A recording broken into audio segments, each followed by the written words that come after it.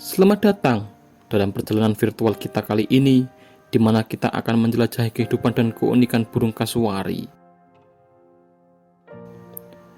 Burung yang menjadi simbol keindahan dan keanggunan di tanah Papua, Indonesia.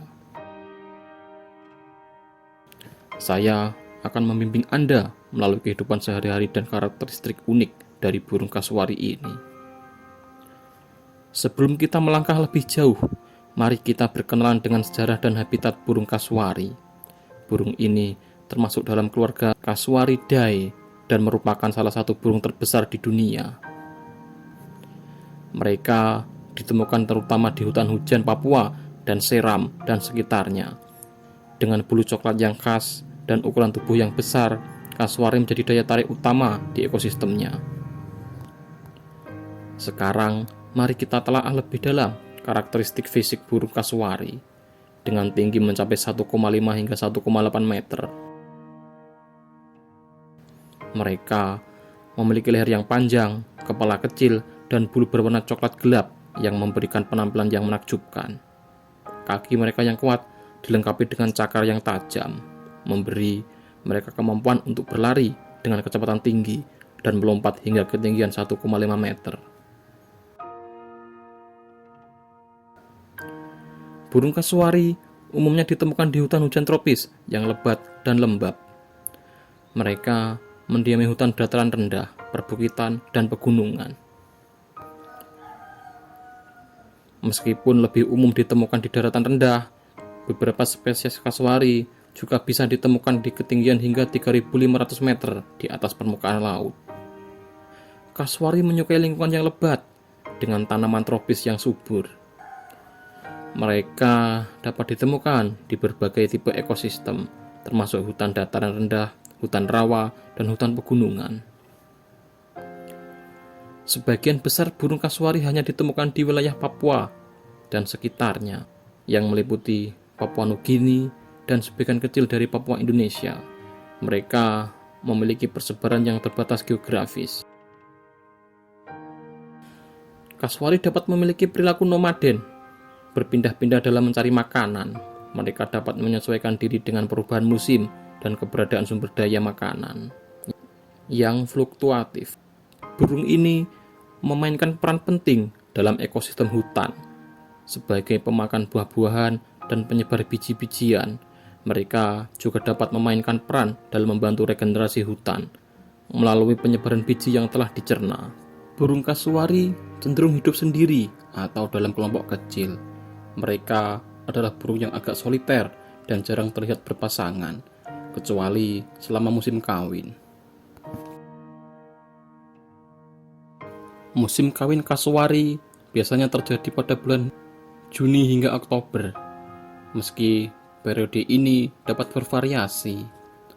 Selama musim kawin, jantan dapat menjadi lebih teritorial dan agresif.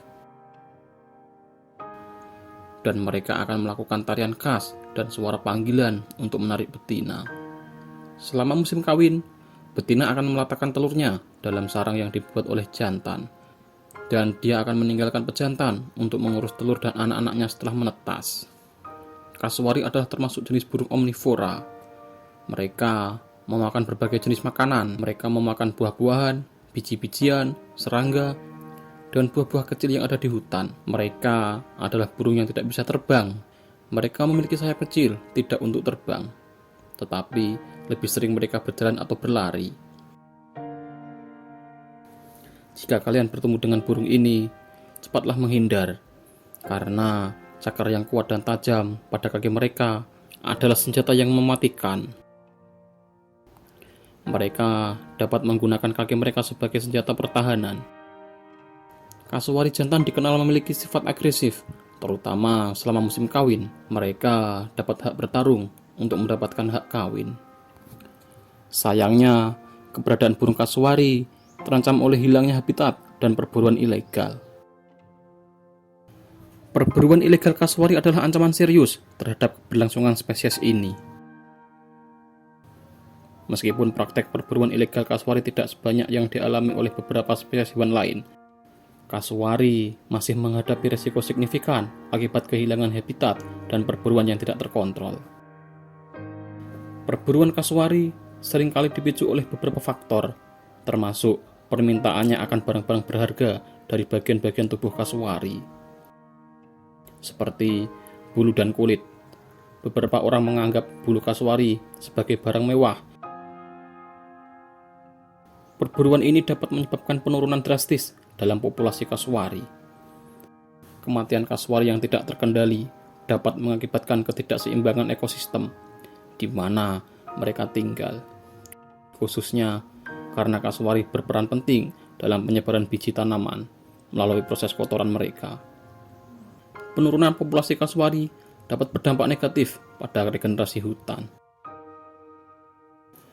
Pemberantasan perburuan ilegal kasuari memerlukan upaya serius dari pihak berwenang dan lembaga konservasi.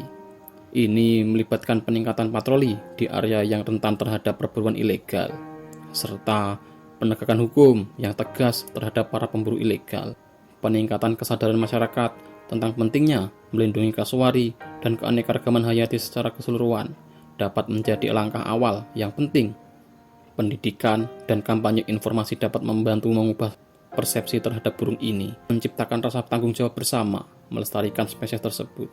Selain melawan perburuan ilegal, pelestarian habitat asli kasuari juga merupakan bagian penting dari strategi pelestarian, dan menghentikan deforestasi adalah langkah kunci untuk melindungi rumah kasuari dan ekosistemnya.